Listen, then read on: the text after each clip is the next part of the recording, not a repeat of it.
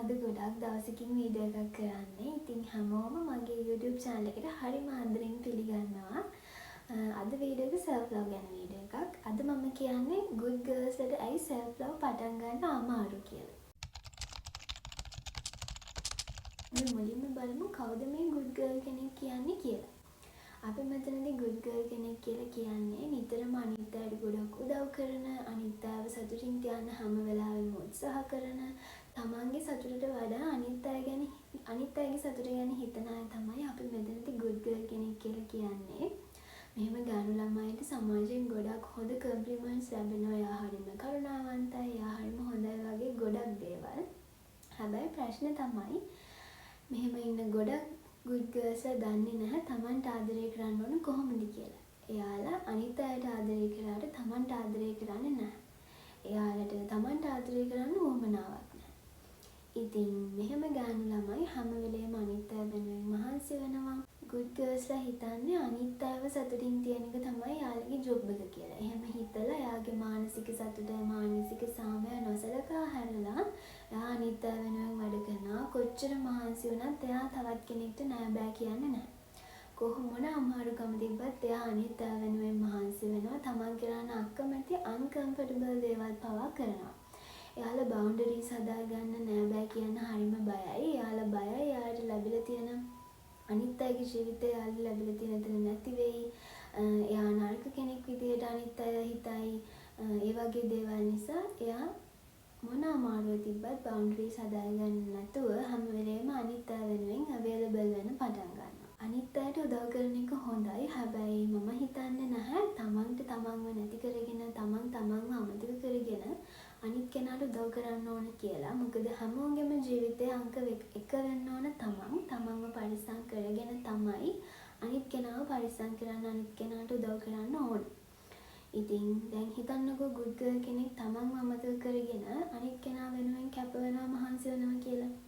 මෙහෙම දිගටම කරගෙන යනකොට එයාට ඇත්තටම ලැබෙන දෙයක් නැහැ. ඔයා දැන් අනිත් කෙනා වෙනුවෙන් කොච්චර කැපකිරීම කරත් කාලයක් යද්දී එයා තේරුම් ගන්නවා මෙයාට වටිනාකමක් දෙන්නේ නැහැ. මෙයාගේ ජොබ් එක තමයි මට ඕන දේවල් කරලා දෙන එක. එතකොට එහෙම හිතලා එයාලා ඔයාට වටිනාකමක් දෙන්නේ නැහැ. එයාලා ඔයාව ශාරීරිකව, මානසිකව පාවිච්චි කරන්න පටන් ගන්නවා. ඔයාට කිසිම වටිනාකමක් දෙන්න, ඔයාව අගය කරන්නේ නැහැ. එයාලා ඔයාව තියාගෙන හරියටම එයාගේ වැඩ කරලා දෙන්න ඉන්න සේවකයෙක් වගේ. ඔයා එයාට ඕන දේවල් කරනවා. හැබැයි ආපස්සට ඔයාට දෙයක් ලැබෙන්නේ නැහැ. අපි one side relationship ඕන තරම් දැකලා තියෙනවානේ. එක්කෙනෙක් විතරයි අනිත් කෙනා වෙනුවෙන් කැපකිරීම කරන්නේ. අනිත් කෙනා දෙන දේවල් ගන්නවා. හැබැයි ආපස්සට එයාට දෙයක් දෙන්නේ නැහැ. එහෙම දිගටම කරනකොට වෙන්නේ දැන් ඔයා තව කෙනෙක් වෙනුවෙන් කැපකිරීම කරනවා කියලා හිතන්නකෝ. හැබැයි අනිත් කෙනා ඔයාට දේවල් ඔයා වෙනුවෙන් කැපකිරීම කරන්නේ නැහැ. එතකොට වෙන්නේ ඔයාව නොසලකා හරිනකොට ඔයා හිතන්නේ ඒකත් ඔයාගේ අඩුපාඩුවක්, ඒකත් ඔයාගේ වැරද්දක් කියලා. ඒ කෙනාගේ අඩුපාඩුවක් වැරද්දක් විදියට දකින්නේ නැහැ. ඔයා ඒකටත් ඔයාටම වෛර කරගන්න, ඔයා ගැනම අවතක්සේරුවෙන් දකින්න පටන් ගන්නවා. එතකොට වෙන්නේ ඔයා තවත් පහළට වැටෙන එක. ඔයාට ඔයාව නැත්තරම නැති වෙලා යන එක. සානෙට අනිත් අයට good girl කෙනෙක් වෙන්න ගිහින් තමන්ටම bad girl කෙනෙක් වෙනවා. good girls වලට self love පුරුදු කරන්න බැරි වෙන්න, self love පුරුදු කරන්න අමාරු වෙන්න හේතු ගොඩක් තියෙනවා. එක හේතුවක් තමයි එයාලා කැමති නැහැ එයාලට ලැබිලා තියෙන good girl label එක නැති කරගන්න. එයාලට ඕනේ label එක හැමදාම පරිස්සම් කරගන්න අනිත් අය වෙනුවෙන් කැප වෙලා.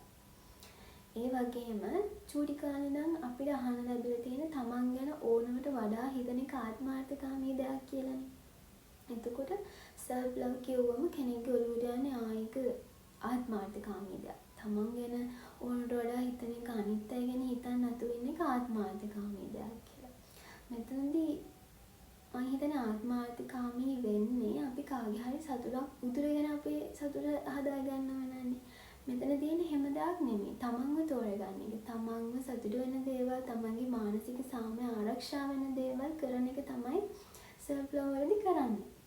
එතකොට ඒක ආත්මార్థකාමී දෙයක් නෙවෙයි. අනික දැන් මේ ජෙනරේෂන් එක ඇතුලේ, සමාජය ඇතුලේ ජීවත් වෙද්දී කොහොමදත් අපි සමහර වෙලාවවල අපිව පරිස්සම් කරගන්න නම් ආත්මార్థකාමී ටිකක් ආත්මාර්ථකාමී වෙන්න ඕනේ කියලා මම නම් හිතන්නේ. ඉතින් good girl label එක නැති කරගන්න බැරි නිසා ආත්මාර්ථකාමී වෙන්න කැමති නැති නිසා good girls self love පුරුදු කරන්නේ. ඒ වගේම තවත් සමහර අය හිතනවා තමන්ගේ සතුට තියෙන අනිත් අය ළඟ කියලා. අනිත් අය එයාව පිළිගත්තොත් තමයි තමන්ගේ සතුටින් ඉන්න පුළුවන් කියලා. එහෙම හිතලා අනිත් අයව දිනා ගන්න, අනිත් අයගේ හිත සතුට කරන්න යාළ දේවල් කරනවා තමන්ව අමතක කරනවා. එහෙම හිතනවා නම් ඔයා ඔයාවම රවට්ට ගන්නවා. මොකද ඔයාගේ සතුට තියෙන්නේ වෙන කෙනෙක් ගාව නෙමෙයි, ඔයා ගාවමයි. ඔයා ඔයාට ආදරය කරනවා කියන්නේ ඔයා ගාව තියෙන කප් එකක් ෆිල් වෙලා තියෙනවා වගේ. ඔයාගේ කප් එක ෆිල් වෙලා තියෙනකොට තමයි ඔයා ආදරෙන් පිරෙන්නේ. එතකොට ඔයාගේ කප් එක ෆිල් වෙලා තියෙනවා නම් විතරයි ඔයාට තවත් කෙනෙක්ගේ කප් එකක් ෆිල් කරන්න පුළුවන්. ඔයා ගාව හිස් කෝප්පයක් තියාගෙන තවත් කෙනෙක්ගේ හිස් කෝප්පයක් පුරවන්න ඔයාට බැහැනේ. ඔයා ගාව පිරලා තිබ්බොත් විතරයි ඔයාට තවත් කෙනෙක්ව පුරවන්න පුළුවන්. ඉතින් ඒක නිසා ඔයා මුලින් ඔයාට ආදරය කරන්නම ඕන. ඒ වගේම ඔයා දැන් ඔයාගේ පිරලා තියෙන කප් එකකින් තවත් කෙනෙක්ගේ කප් එකක් ෆිල් කරනකොට දන්නේම නැතුව ඔයාගේ කප් එකත් හිස් වෙනවා. එතකොට ආපස්සට ඔයාගේ කප් එක ෆිල් කරගන්න ඔයා දැනගන්න ඕන. කිසිම වෙලාවක තමන්ව අමතක කරන්න හොඳ නැහැ. තමන්ට මුල් තැන දීලා තමයි තවත් කෙනෙක් ගැන හිතන්න ඕන. ඔයා ඔයාට වටිනාකමක් දෙනකොට, ඔයාට ආදරය කරනකොට ඔයා වටේ ඉන්න මිනිස්සුත් ඒ දේවල් දකිනවා. එයාලත් දකිනවා ඔයා ඔයාට කොච්චර හොඳ විදියට සලකනවද කියලා. එතකොට ඔයා ඔයාට දෙන වටිනාකම දැකලා එයාලත් ඔයාලට වටිනාකමක් දෙන්න, ආදරය දෙන්න පටන් ගන්නවා.